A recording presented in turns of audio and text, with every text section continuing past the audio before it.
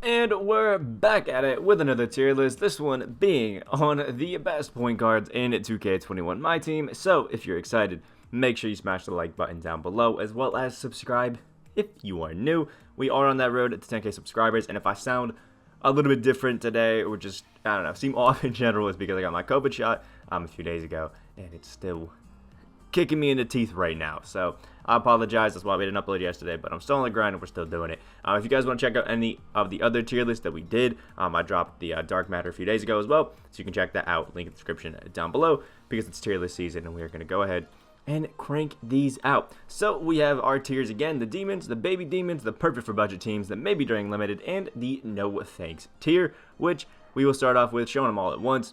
Boom, there it is, the no thanks tier. We got Steph Curry, Norm Nixon, Mike Conley, Michael Adams, Luca Doncic, Louis Dampier, and Kyle Lowry.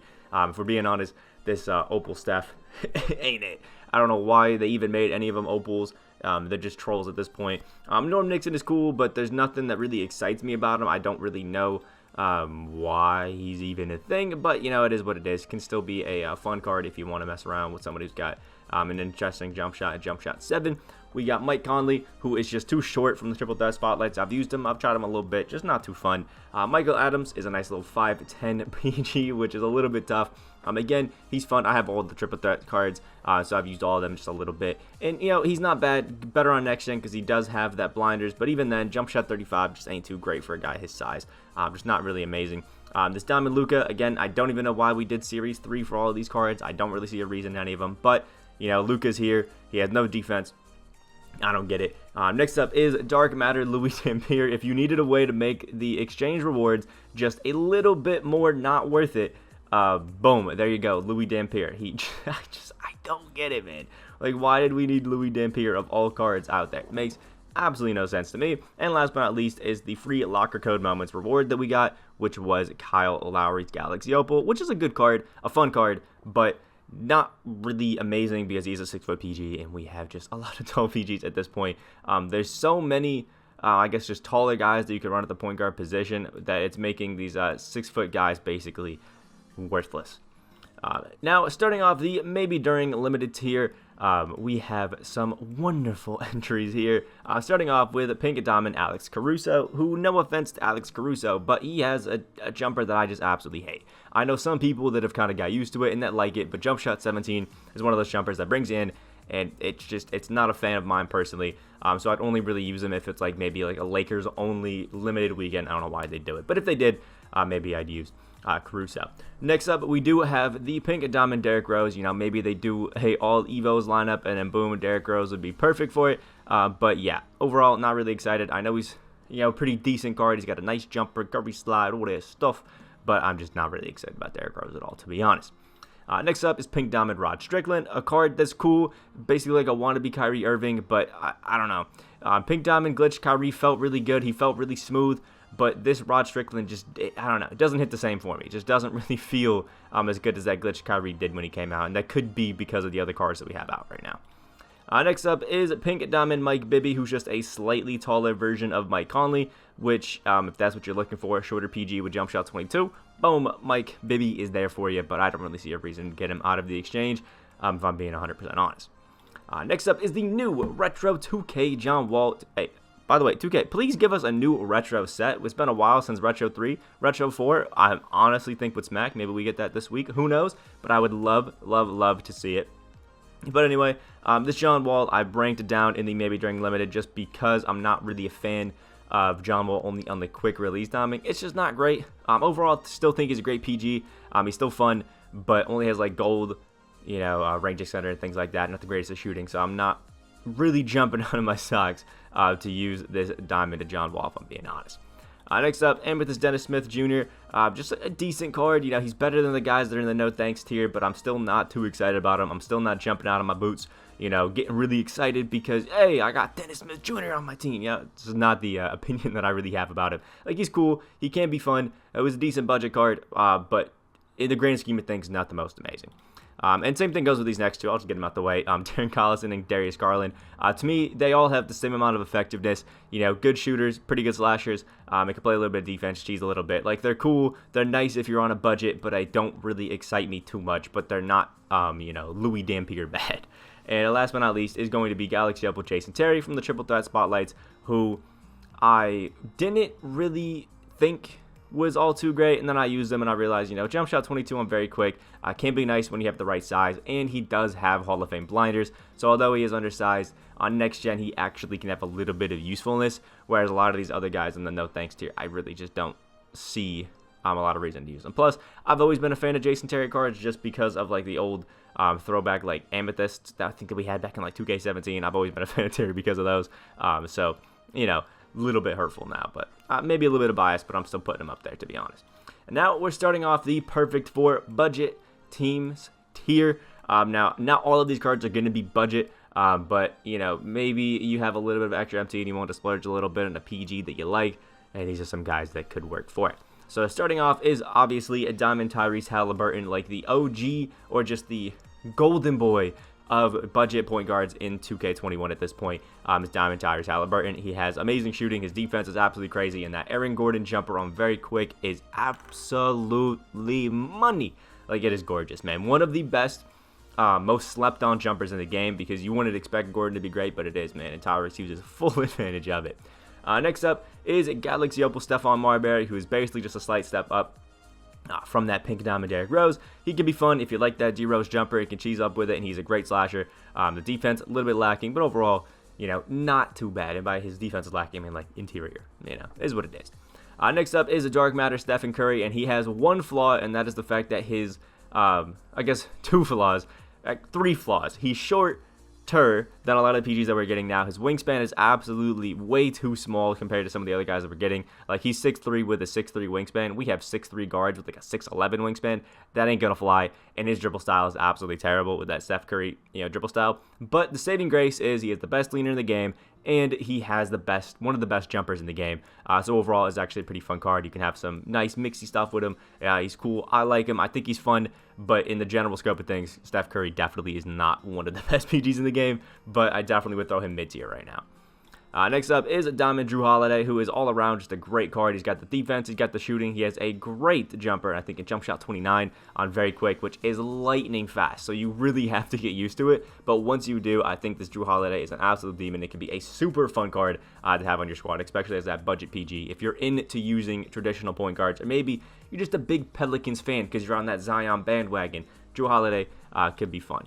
Next up is John Morant's Dark Matter, who is beautiful and gorgeous just because he has that amazing, slashing to the basket ability, and the fact that the Paul George jumper on very quick is just absolutely money and is literally one of the best in the game. If you've used the Paul George jumper, you know that it's great. It's all around just one of the best catch and shoot jumpers that I've used, and even off dribble, it's absolutely amazing. Just mixes perfectly with that coverage slide. All around, it's just great. And John Morant's one of the few 6'3" PGs that I would actually consider using, which is great. Next up is a card that quite surprised me with how great he plays in Diamond Emmanuel Mudiay, who is actually pretty interestingly good. Has jump shot 75 on very quick, which is that Penny Hardaway, Jaylen Brown jumper. Really good jumper there. He's got the Curry slide, pretty good dribbling animations, and all around plays good defense and slashes. But as is the case with all cards, can still shoot with a bit of range, which is always going to be awesome, and is still an all around pretty fun card. I think I did get one. I got two for free off there, so I was able to lock in for Alex English. But all around, I think he's a pretty good card. He's pretty fun. And he surprised me with how great he plays, because he is 6'5", and jump shot 75 is absolutely amazing. Next up is a Dark Matter Derrick Rose, as you would expect, just like Stephon Marbury. It's just a slight step up from Pink Diamond Rose. If you like Derrick Rose cards, you like to slash to the basket amazingly, and get a little mixy with it, Derrick Rose can be fun. Or you can go the easy free route and get Stephon Marbury.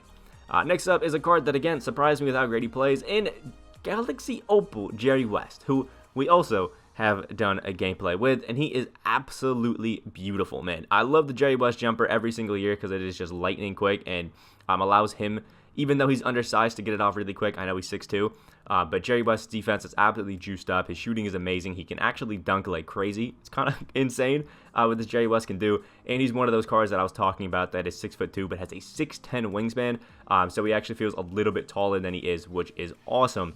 But he just doesn't have a big enough player build, I think, to still play great defense. So you still have to hide him a little bit there.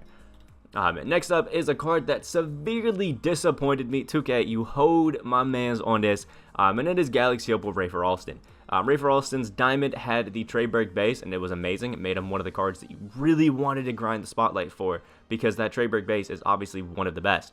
And they changed it on his Opal and gave him Kemba Walker, which is still a good jumper. It's still nice, but let's be honest, it's not better than Treyberg. I think if he had Treyberg, he could move up to the Baby Demon tier, but without it, I'm still moving him down here because he's still a great all-around card. He's cheesy, he's mixy, he's fun, but he's definitely not as good as his Diamond was when it first came out. And last but not least is Diamond Malcolm Brogdon, who gets some love because he's a 6'5" PG with defense and can kind of shoot it. I hate the Andre Iguodala jumper, but for some reason on Malcolm Brogdon, it feels a little bit better than it does on Andre Iguodala, which is weird. If you guys know me, you know I hate Iggy every single time we get a card for him, but this Brogdon kind of fixes it at least a little bit for me. Overall, good Diamond PG. Now, starting off our Baby Demons tier, we have Dark Matter Kobe Bryant, who has one negative in my opinion, and that is the fact that Kobe Bryant only has the quick timing on his jumper. If Kobe had just like a slightly, faster jumper, we give him the very quick timing like his Invincible card has, boom, he's an absolute demon, and I'm using him all the time. But without that, I think he's a little bit too slow. His jumper can be a little bit too baited, and it's just not, I guess, ideal. Still cheesy, still mixy, still some good, dribbling animation and stuff like that. But I wish he had a slightly quicker jumper because then I could throw him up into that demon tier without question. And Kobe's my favorite player of all time, so it hurts me to not put him into the demons tier. I have to go against my bias to put him in Baby Demons, where he, I think, belongs. Next up is Galaxy Opal Fat Lever, one of the few 6'3" PGs, again, that I actually am okay running because he has the wonderful Dante XM base, which is one of those jumpers that is great on both gens, and it's just, it has the timing on it and the way that it actually moves gives you such an easy cue of when to release, and it just makes it so easy to get greens on basically everybody. Other cards that have Dante XM, like Luca, Doncic, you guys know that it is so easy to time that jumper and just get it greens all the time, and Fat Lever is no different. Next up is Galaxy Opal Darren Williams, arguably the best short PG in the game. It's between him, Fat Lever, and maybe one other guy that we'll have in this tier here. And with that, he has jump shot 38 on very quick. It is one of the best jumpers in the entire game. It's one of those jumpers where you don't, get high off of the ground and can just fling it. And I honestly think it makes this Darren Williams 10 times better than he should be. But like I was saying earlier, he's another one of those 6'3" PGs who actually has a 6'10" wingspan that makes him a little bit better. And I actually think you can keep him in the game if you run into, maybe a Justice Winslow or something like that at the point guard. Darren Williams is still usable in those situations, unlike like a Curry would be. But Darren Williams, still super fun and absolutely amazing. If you've used him, you know.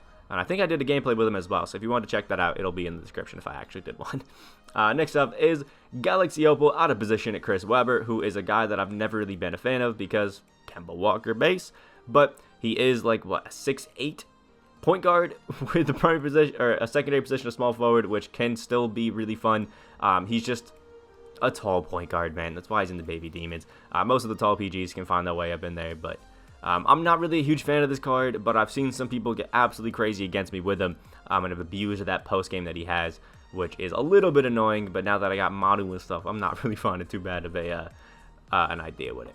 Next up is Galaxy Opal Steve Francis, who is one of the cards with one of the favorite jumpers of mine in Dion Waiters, and he's got it on very quick. If you remember using that Amethyst, Steve Francis, this Galaxy Opal is just 10 times better. Still got the defense, still has the finishing, and that Dion Waiters jumper is just so smooth, so easy to time. And to me, it kind of reminds me of like a Dante XM kind of jumper, where it just has a really simple, really easy cue to see and find to release it, which always is good for, I guess, the card to be great all around on both gens, which is always awesome. Next up is Dark Matter Damian Lillard, a card that, again, personally, I'm not a fan of, but if you're going to use a short PG It doesn't get better than Lillard. He's got a really nice, really easy-to-time jumper with that Damian Lillard jumper, as you would expect. And then they gave him the best dribbling animations in the game, besides having quick dribble style. I personally prefer shifty, but all around, just a great dark matter card. I doubt we get an invincible of him, so this is probably the best Lillard that we see. But all around, not bad at all. And if you're a Lillard fan, for sure worth it to grind up the 10 cards to get him, because he's great all around. Next up is Galaxy Opal Greer. I think Mo in the comment section, if you're watching, at this point right now, let me know down in the comment section below. If you didn't, I know that you skipped throughout the video. So, yeah, there's that. But always asking for the Galaxy Opal Greer gameplay, which I have sadly not given him. But I did try him out actually earlier today before making the tier list, just to make sure that I had an accurate opinion of him. And he's got jump shot 98 on very quick, and that's absolutely amazing. He's a 6'2 PG, but again, he's got that longer wingspan, which definitely helps him out. It makes him a little bit better than maybe he should be. You know, being 6'2", a lot of the 6'2" PGs are definitely not the most amazing in the game. We all know it. We all kind of have experienced it. But he can shoot from deep. The defense all around is pretty great, besides the 70 interior. But when you mix a card that has jump shot 98 on very quick and the Curry slide, it's only great from there. Next up is Dark Matter Gary Payton, who is the best defensive short point guard in the game, and it's literally not even close. And he has the John Wall jumper on very quick, so he's basically just a better version of that Galaxy Opal, which was still a really great card. He's just a little bit outdated, so I didn't want to rank him on this list for anybody wondering where John Wall is. I have to make some exceptions, but John Wall jumper, very quick, some of the best defense you'll ever see on a guy that is 6'4". Gary Payton, absolute demon. And last but not least, into our baby demon tier, we have Dark Matter Russell Westbrook, who again, I am not a fan of whatsoever because I think his jumper is absolutely baited. But he is easily better than Steph Curry, and if I put Steph Curry in the perfect budget teams, I have to move Dark Matter Westbrook above him because I'd rather use him. Westbrook's just got better defense. He has a significantly better dribble style. It just feels smoother because Curry has such a bad dribble style. So Westbrook is going to sit in that baby demon tier. And last but not least, we're starting off our demons tier with the best point guard in the entire game, Dark Matter Ben Simmons. He just has an amazing jumper, and he's 6'10". I mean, he's literally the card that you have to play in your lineup around now at the point guard position because you have to be able to have an answer to Ben Simmons because he's that good. It is crazy that we got him this early, but here he is. Next up is Galaxy Opal Penny Hardaway, who is one of the responses that you could pick for Ben Simmons. A 6'7" PG with a great jumper and jump shot 75. The defense is great stats-wise, but tendency-wise is actually pretty lackluster, so beware of that. If you plan it out right, though, and have some fun with it, this Penny Hardaway could be an absolute demon because, again, he's a 6'7" PG that can be fun, and the fact that he can semi-guard Ben Simmons, it gives him some extra brownie points, if I'm being honest.